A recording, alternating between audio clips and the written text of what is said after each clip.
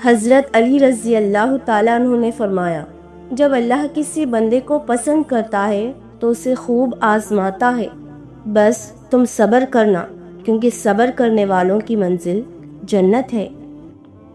اللہ آنکھوں کی سطح سدا گیلی نہیں رہنے دیتا، وہ جب ہنسانے پہ آتا ہے تو ایسے ہنساتا ہے کہ اشک رشک میں پڑ جاتے ہیں۔ سورۃ البقرہ میں اللہ فرماتا ہے، کہہ دو میرے ان بندوں سے جو ہار گئے ہیں، میں کسی بھی جان کو اس کی طاقت سے زیادہ نہیں آزماتا۔ بات میں وزن پیدا کرنے کے لیے آواز کا اونچا ہونا ضروری نہیں، بات کا سچا ہونا ضروری ہے۔ ماں کی عظمت۔ آپ صلی اللہ علیہ وسلم نے فرمایا، اگر میری ماں زندہ ہوتی اور میں اللہ کے حضور کھڑا ہوتا، تب میری ماں مجھے آواز دیتی تو میں نماز چھوڑ کر ماں کے پاس چلا جاتا اور دنیا والوں کو بتاتا کہ ماں کی عظمت کیا ہے۔ حضرت علی رضی اللہ تعالیٰ عنہ نے فرمایا، عورت کو اگر ایک دن کے لیے مرد کی آنکھیں لگا دی جائیں تو وہ اگلے دن خود کو 70 کپڑوں میں لپیٹ کر باہر نکلے گی۔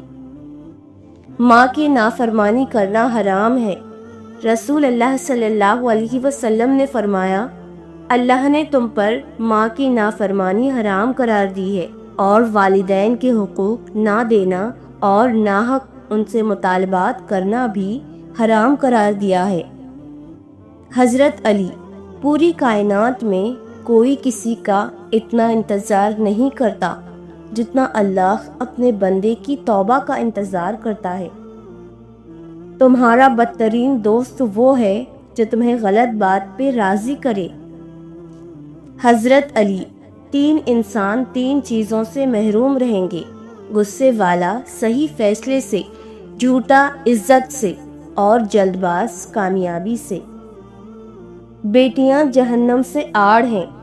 رسول اللہ صلی اللہ علیہ وسلم نے ارشاد فرمایا، جس کے پاس 3 بیٹیاں ہوں اور وہ ان کے ہونے پر صبر کرے، ان کو اپنی کمائی سے کھلائے پلائے اور پہنائے، تو وہ اس شخص کے لیے قیامت کے دن جہنم سے آڑ ہوں گی۔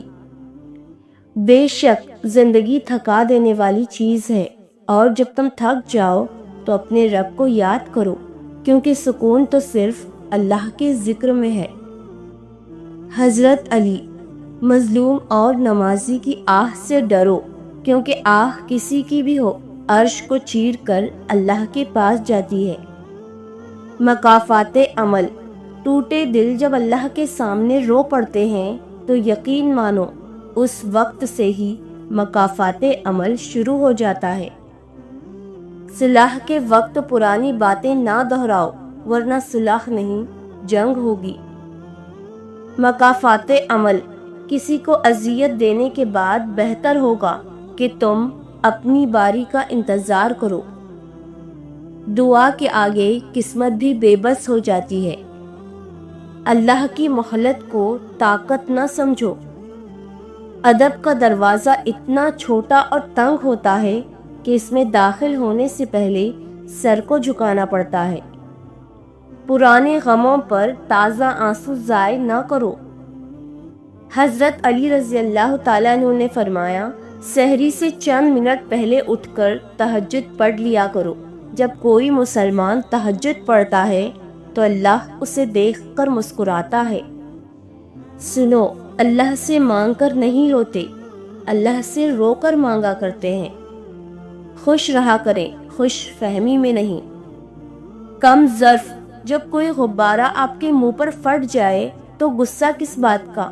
آپ نے ہی اس میں ہوا بھری اور اسے اس کے حجم سے بڑا کر دیا۔ بالکل یہی معاملہ کچھ لوگوں کا ہے۔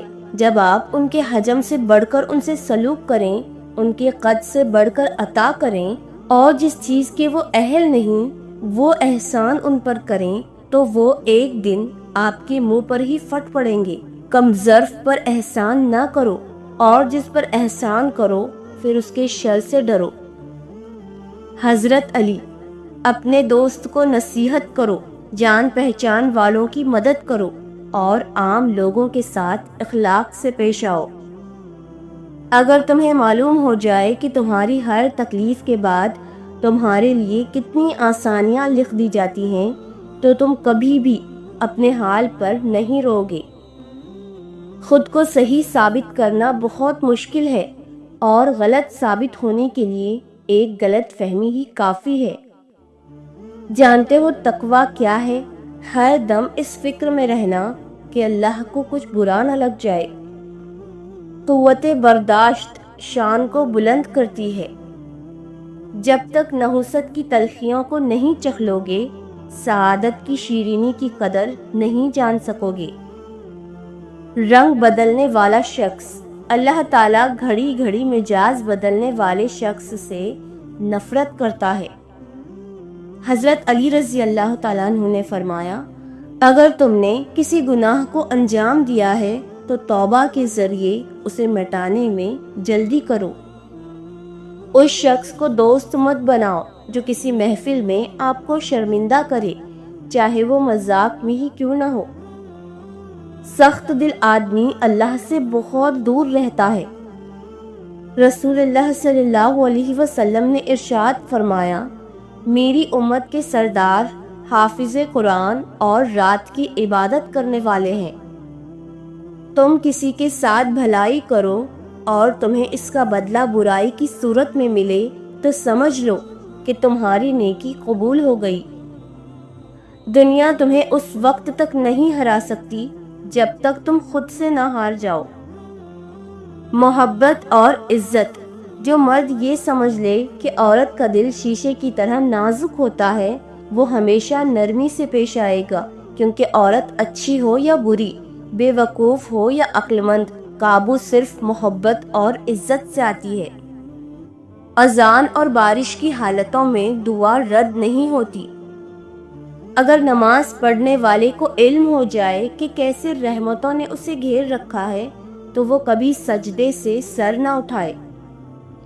لوگ تمہاری عقل سے تمہاری شخصیت کا وزن کرتے ہیں، لہٰذا تم اپنی عقل کا وزن اپنے علم سے بڑھاؤ۔ آج کا انسان دولت کو خوش نصیبی سمجھتا ہے اور یہی اس کی بد نصیبی کا ثبوت ہے۔ صبر کرو، مقصد تک پہنچ جاؤ گے۔ اللہ کو سب سے زیادہ پسندیدہ کام مسلمان کو خوش کرنا ہے۔ کم ترین علم وہ ہے جو زبان پر رہے اور بلند ترین علم وہ ہے جو کردار سے ظاہر ہو۔ اگر لوگوں کو عزت دینا اور معاف کرنا تمہاری کمزوری ہے تو تم دنیا کے سب سے زیادہ طاقتور انسان ہو۔ رشتوں کے طے کرنے میں دینداری کو مقصد رکھو۔